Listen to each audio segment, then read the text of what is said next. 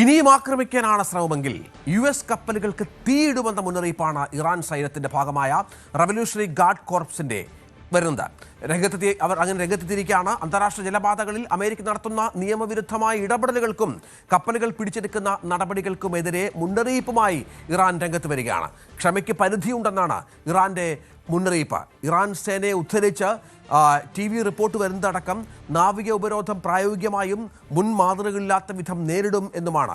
ചർച്ചകൾ കിട നൽകാനാണ് ഇതുവരെ തങ്ങൾ നിയന്ത്രണം പാലിച്ചത് എന്ന് ഇറാൻ പറയുമ്പോൾ ഇനിയിപ്പോൾ തങ്ങളുടെ കരമാർഗമുള്ള ആക്രമണം അമേരിക്ക സഹിക്കേണ്ടി വരും, അതിൻ്റെ പ്രത്യാഘാതങ്ങൾ അനുഭവിക്കേണ്ടി വരും എന്നാണ് റവല്യൂഷണറി ഗാർഡ് കോർപ്സ് അവകാശപ്പെടുന്നത്.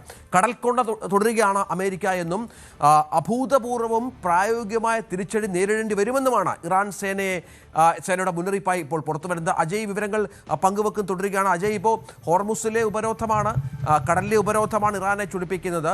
പലതരത്തിലും അമേരിക്കയുടെ വെല്ലുവിളി ഉണ്ടായിട്ടും അവർ ശക്തമായി തിരിച്ചടിക്കുമെന്ന് പറയുകയാണ്. അത് സംഭവിക്കുകയും ചെയ്യും. കാരണം അങ്ങനെ ഇതുവരെയുള്ള യുദ്ധത്തിൻ്റെ ഒരു രീതി കണ്ടു കഴിഞ്ഞാൽ ഇറാൻ ഒട്ടും പുറകോട്ട് പോകാത്ത ഒരു രാജ്യമാണ്.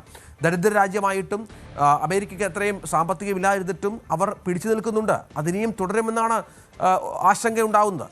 രഞ്ജിത്ത്, ഈ ഹോർമുസിലുള്ള വടംവലികൾ ഇപ്പോഴും തുടർന്നു പോകുന്ന ഈ പശ്ചാത്തലത്തിലാണ് ക്രൂഡ് ഓയിലിന്റെ വില ക്രമാതീതമായി ഉയർന്നിരിക്കുന്നത്. ഇപ്പോൾ IRGCയും അതുപോലെ ട്രംപും തമ്മിലുള്ള നേരിട്ടുള്ള ഏറ്റുമുട്ടലിലേക്ക് കാര്യങ്ങൾ എത്തിയിരിക്കുകയാണ്. MB ഖാലിബാഫിന്റെ പരാമർശം കുറച്ചുകൂടി കടുത്ത ഭാഷയിലാണ് നിലവിൽ IRGC അവതരിപ്പിച്ചിരിക്കുന്നത്. IRGC പറയുന്നത് ക്ഷമയ്ക്കും ഒരു പരിധിയുണ്ട്.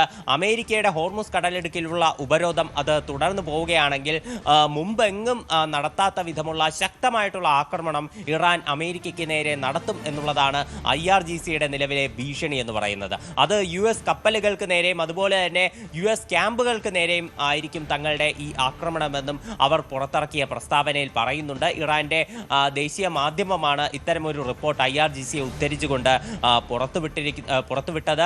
അതുപോലെ IRGC എടുത്തു പറയുന്ന മറ്റൊരു കാര്യം, ഇതുവരെ നയതന്ത്രത്തിലൂടെ ചർച്ചകൾ നടന്ന് ഒരു പരിഹാരം കാണുമെന്നാണ് തങ്ങൾ വിചാരിച്ചിരുന്നത്. അതിനുവേണ്ടി തങ്ങൾ സംയമനം പാലിച്ചു. എന്നാൽ ഈ കാര്യങ്ങൾ ഇത്തരത്തിലാണ് മുന്നോട്ട് പോകുന്നതെങ്കിൽ ഇറാൻ സൈന്യം കാണിച്ചിരുന്ന ശാന്തത ഇനി മുതൽ കാണിക്കില്ല എന്നും IRGC മുന്നറിയിപ്പ് നൽകുന്ന പശ്ചാത്തലം കൂടിയുണ്ട്. അതുപോലെ അമേരിക്കയുടെ കടൽക്കൊള്ള എത്രയും വേഗം അവസാനിപ്പിക്കണമെന്നാണ് ഇവർ നൽകുന്ന ഒരു ഭീഷണി എന്ന് പറയുന്നത്. ഈ വെടിനിർത്തൽ വന്നതിന് ശേഷം ഇറാൻ ഇത്ര കടുത്ത ഭാഷയിൽ പ്രതികരിക്കുന്നത് ഇത് ഇപ്പോഴാണെന്ന് നമുക്ക് പറയേണ്ടി വരും. ഇതിനു മുൻപേ പലതരം പ്രകോപനങ്ങൾ അമേരിക്കയുടെ ഭാഗത്തു നിന്നുണ്ടായിരുന്നു. ഈ കടലിലെ ഉപരോധം തന്നെ അത് ഇപ്പോൾ ദിവസങ്ങൾ നീണ്ടുപോകുന്ന കാര്യമുണ്ട്. എന്ന് ഈ കടലിലെ ഉപരോധം അവസാനിപ്പിക്കുമെന്ന് അമേരിക്ക വ്യക്തമാക്കിയിട്ടില്ല. ഇതിനിടെയാണ് ഇറാൻ സമർപ്പിച്ച 3 നിർദ്ദേശങ്ങൾ US തള്ളുകയും ചെയ്തിട്ടുള്ളത്. ട്രംപ് ഇപ്പോൾ ദേശീയ സുരക്ഷാ സമിതിയുമായിട്ടൊക്കെ യോഗം ചേർന്നതിന് ശേഷമാണ് ഈ തീരുമാനം കൈക്കൊണ്ടത്. അതിനുശേഷം ഇറാൻ ഇനി അടുത്ത ഘട്ട നിർദ്ദേശങ്ങൾ ഈ വരുന്ന വെള്ളിയാഴ്ച സബ്മിറ്റ് ചെയ്യുമെന്നാണ് അറിയാൻ സാധിച്ചിട്ടുള്ളത്. പാകിസ്ഥാൻ വഴിയായിരിക്കും ഇത്തരം നിർദ്ദേശങ്ങൾ നൽകുക. എന്തായാലും ആദ്യഘട്ടത്തിൽ സമർപ്പിച്ച ആ നിർദ്ദേശങ്ങൾ അമേരിക്ക തള്ളിക്കളഞ്ഞതിന്റെ ദേഷ്യവും ഇപ്പോൾ നിലവിൽ ഇറാനുണ്ട്. അത് കാരണം തന്നെയാണ് MB ഖാലിബാഫും അതുപോലെ കുറച്ചുകൂടി കടുത്ത ഭാഷയിൽ IRGCയും US-നെതിരെ പ്രതികരണങ്ങൾ നടത്തുന്നത്. ഇപ്പോൾ ഇറാനിലെ കൂടുതൽ വാർത്തകൾക്ക് News 18 Keralam YouTube channel subscribe ചെയ്യുക.